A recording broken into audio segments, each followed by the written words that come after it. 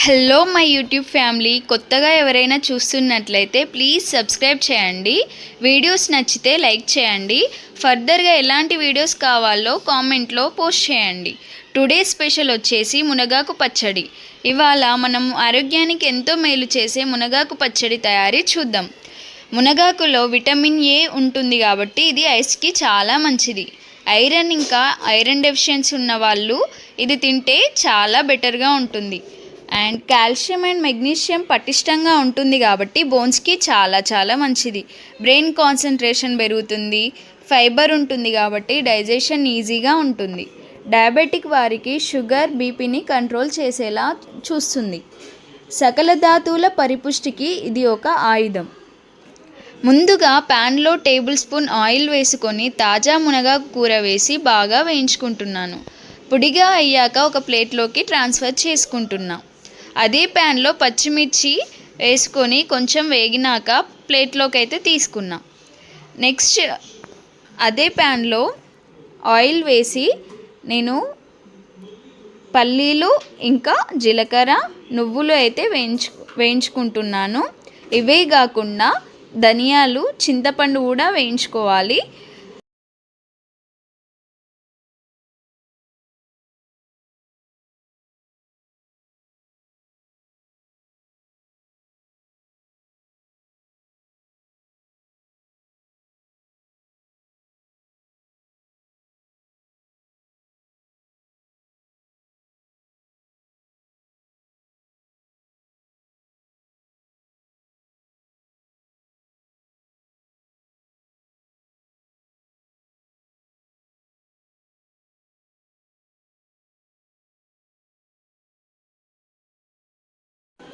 So ఇవన్నీ చల్లారిన తర్వాత మిక్సీ జార్లోకి అయితే ట్రాన్స్ఫర్ చేసుకుంటున్నా. ఇందులో ఏమేమి ఉన్నాయంటే వేగించుకున్న మునగాకు, వెల్లుల్లి రెబ్బలు, సాల్ట్, నువ్వులు, పల్లీలు, చింతపండు ఇంకా జీలకర్ర. ఇవన్నీ నేనైతే మిక్సీలో వేసి ఒకసారి గ్రైండ్ చేసుకుంటున్నా.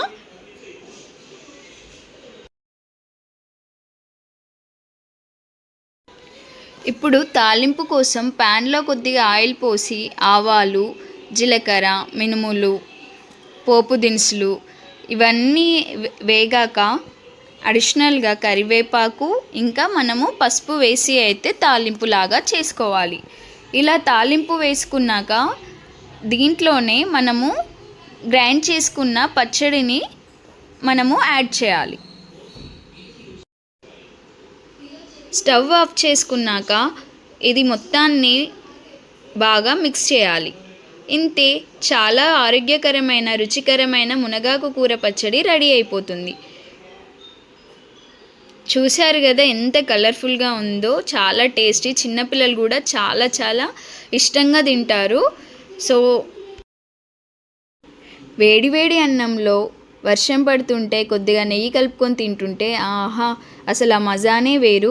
ఈ వీడియో నచ్చినట్లయితే మా లావణ్య యాదవ్ అఫీషియల్ ఛానల్ని సబ్స్క్రైబ్ చేయండి, లైక్ అండ్ షేర్ చేయండి. ఇంకొన్ని హెల్తీ రెసిపీస్తో మళ్ళీ